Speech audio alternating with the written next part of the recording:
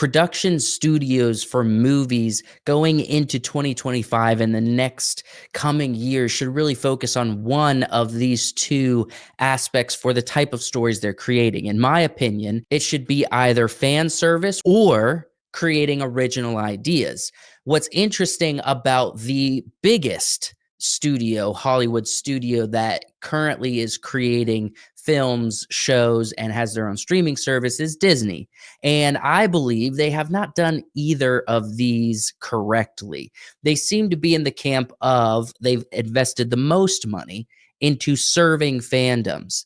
Yet over the years, especially the past two, there has been a complete failure to do so. If we take a look at two of the IPs that Disney has spent the most money recently to acquire and create content for, they build a large majority of their business around the hopeful success of these projects, is Marvel and Star Wars. And in my opinion, they've completely broken the Marvel and Star Wars IPs. They've taken something that had a built-in fan base. They said, we're going to serve the fandom here, and then completely destroyed everything that the fans wanted from the IPs or enjoyed about the original stories.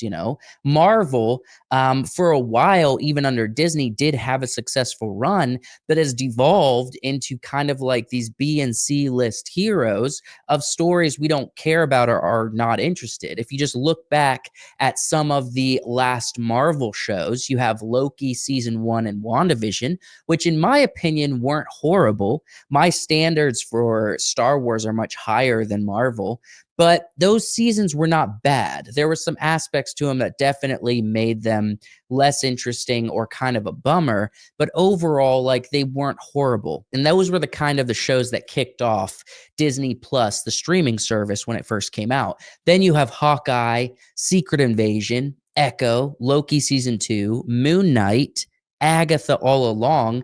It has devolved into these shows, not including the movies, that are just horrible, that are just not interesting, that are subpar what the fandoms expect. When it comes to Star Wars, you can't be more egregious than what they've done to Star Wars. Look back at the Star Wars sequels movies. Look back at Mandalorian season 3, right? When people, for the most part, like the first 2 seasons of Mandalorian, and then season 3 just was absolutely crap. Like, it just fell off a cliff as far as quality storytelling and character development, even character development in a manner that makes sense. Look at the most anticipated fan favorite, Kenobi. They actually created a show for that. It's something that fans have been waiting for forever. They created it, and it just flopped so hard because the show wasn't about Kenobi, and they completely nerfed him as a character. So it's not that they created struggle that was interesting. It's that they degraded the Kenobi character to prop up this new character that has nothing to do with the Skywalker saga, and used Kenobi as the selling point for their new show.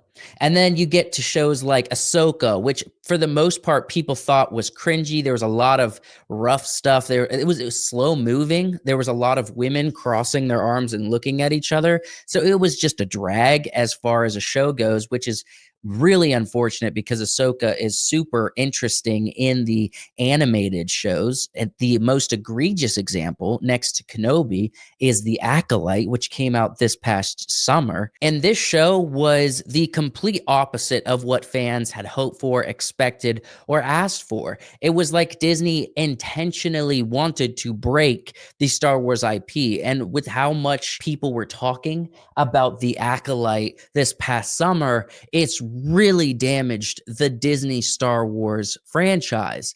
So we have these examples of Disney essentially taking a successful IP with a built-in fan base and then deconstructing it into something that the fandoms never asked for. So what they've invested so much money into to serve these existing fandoms and be profitable in doing so led to ultimately frustration from your built-in fan base and loss of confidence. Marvel and Star Wars, too much. I mean, you almost indicated kind of it's been a little much. Do you pull back in a way? Yes.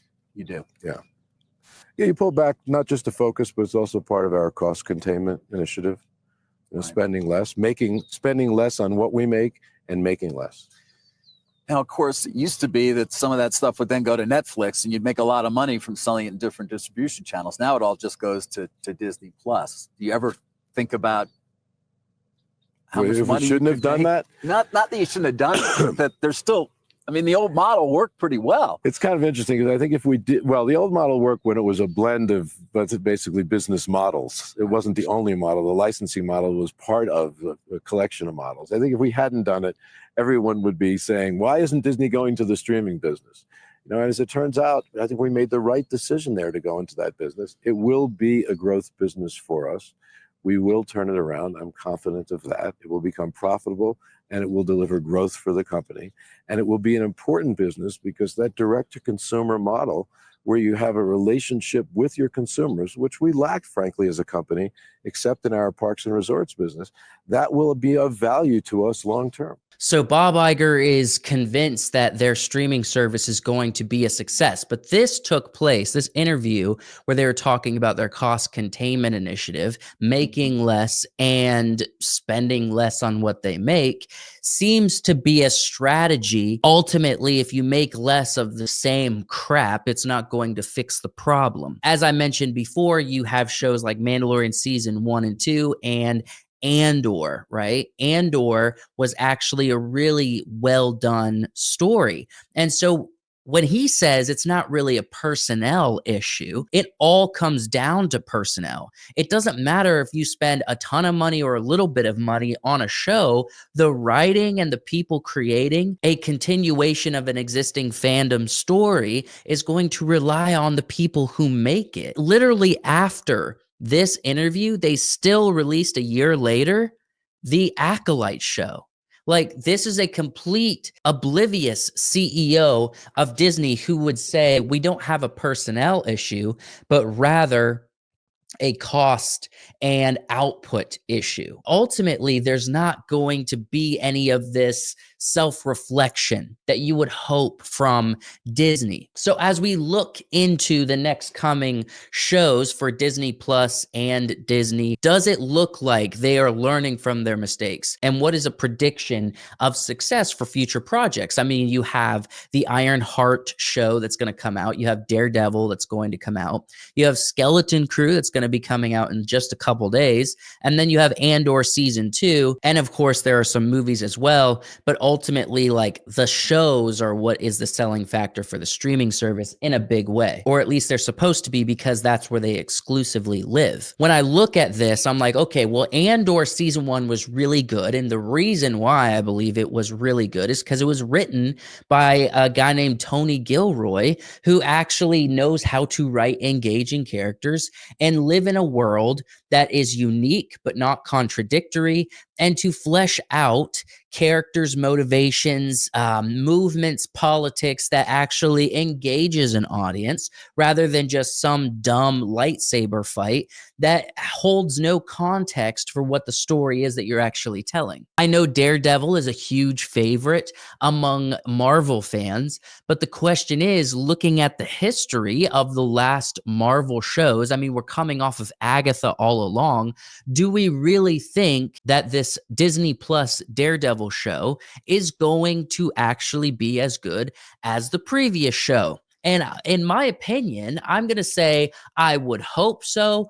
Ultimately, I need to have new evidence presented to me of successful runs before I'm going to show any kind of hope for any of this. I think the only reason I'm hopeful for Andor season 2 is because Tony Gilroy actually wrote an engaging story. And so if the executives didn't get super involved with this, and there wasn't all of this political messaging that has to be inserted into every single show, then it has potential to be as good, slightly better, slightly worse than the first season. Ironheart, I'm pretty sure it's going to be super woke, just political messaging nonstop, because that's the nature of the characters that they've built up. That's the nature of the environment they have cultivated. Also, it's going to be competing with Iron Man, and so no one's going to be able to live up to that on any kind of realistic level. And let's not forget also, they did She-Hulk, which was completely intolerable. I do not currently see any signs that they have learned from their mistakes, but I'm curious, share in the comments what you're thinking. Also, if you're enjoying this video, like and subscribe to the channel. I'm going to get to the solution here in just a moment, but not before we talk about the other blaring issue that Disney has when it comes to output. Disney is relying completely on sequels, prequels, and remakes. When I look back at the early 2000s, what Disney was putting out when I was younger, I was mesmerized by some of the original ideas that Disney started and then built on later. Pirates of the Caribbean 1. For the longest time, maybe even still today, it is my favorite film. And so, although I slam on Disney, I still give them credit with the fact that they funded the movie that really changed a lot of my perspectives about movie making. It really opened my imagination and got me interested in cinema itself. But unfortunately, I believe those days are completely gone. There's no recent examples that's indicating that Disney has any kind of business strategy to cultivate the ground of new stories, both in the shows and all of the movies that's going to be coming out next year. If you look back at this year, if you look back at the year before that, there's not been anything new that's not a prequel, sequel, or remake, except for that Wish show, which flopped. And so it was like the final nail in the coffin to not try anything new for a while. But then we get to like the Disney Pixar strategy where they say, okay, we are going to try new stuff. We're going to do 3 films every 2 years, and every other film is going to be an original idea. And in my opinion, this seriously harms the brand reputation of Disney and completely demolishes the respect as well as the trust that fandoms have in the studio. Everything that Disney does is tell a story, create merchandise, implement attractions from that story and merchandise in their parks, and build on this narrative. So like we see right now coming out Moana 2, they're really building on that. They're going to be coming out with a live action Moana probably next year. So it's a remake of a animated film that didn't come out that long ago. We also see a live action Snow White going to be coming out next year that got completely ratioed on the trailer online, and nobody is excited about it. Nobody's looking forward to it. And actually, I think internally Disney knows this, and so they're trying to figure out a strategy to get people relatively okay with this movie coming out because they've sunk something like $400 million into it. If Disney is not creating new and original stories, they eventually are going to run out of the momentum that they build. Sure, they'll have branches of it like Pixar and then other subsidiaries, so they own a portion of 20th Century Fox that they can sort of include in the parks and in merchandising, or they get a cut of it. And sure, they own FX, which had like Shogun and The Bear, which is very successful. But ultimately, the Disney brand is going to fail when Disney originals, Disney theatrical films are just prequels, sequels, and remakes. I mean, we're getting a Toy Story 5, for goodness sakes. They are so incredibly risk averse because of all of the recent failures that they look at examples like Inside Out 2 from this past year and say the only way we can have success is through prequels, sequels, and remakes.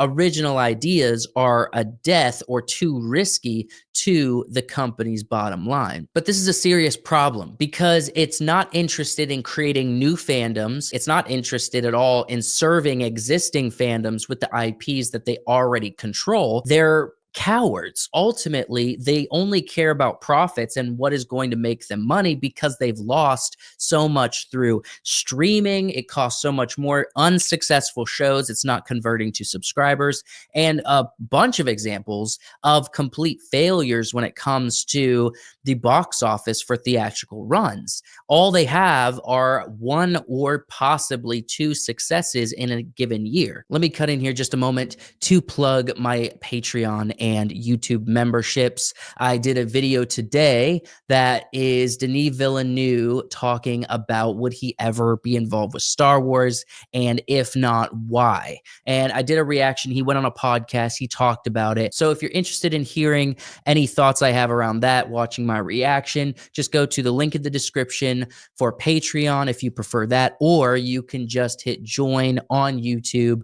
Either way, you get the content and you also get your name in the credits of every video on the channel as a Patreon or YouTube membership supporter. All right, back to the video. And so going back to what is the solution here? In my opinion, studios have to choose to either serve fandoms or create original ideas. Disney was built on the foundation of creating original ideas that inspire the imagination and then grow merchandise. And yes, they do some sequels and prequels, but ultimately they are not the ones that are servicing the fandom. They have slowly morphed into this studio that is only serving fandoms, that only does prequels, sequels, and remakes, purchases with vast sums of money, entire IPs like Marvel and Star Wars to service fans, to give the fans new shows, new content that they've always wanted to see, but have not delivered on it at all. Disney really needs to get straight on what they want to do. It seems as though they're in the serving fans business, and so that means they are ultimately failing in a huge way the fans who enjoy these intellectual properties. And if this doesn't turn around fast, then ultimately their business model is just going to keep crashing and they're not going to have any money to do any large budget stuff. Since Disney has so much money to burn these days, I think it would be best used to start cultivating on a low budget a bunch of different new IPs and stories so that it can actually grow and flourish. If they don't have new stories, they have nothing to build successful sequels and prequels and live action remakes on. If they just completely stop any kind of new story, or if they just limit it to like one every 2 or 3 years, then that's not enough testing. You have to test your ideas. If you don't test your ideas, you won't see successes. Scale it way back and get personnel who actually care about these stories, because it's very clear to me that he does not think personnel is an issue according to this interview. And until he discovers that that is the core issue here, Disney's never going to progress, and it's just going to continue falling and falling until it reaches its natural end. Let me know what you all think in the comments below. I would love to hear your thoughts. Thank you for liking this video and subscribing to the channel.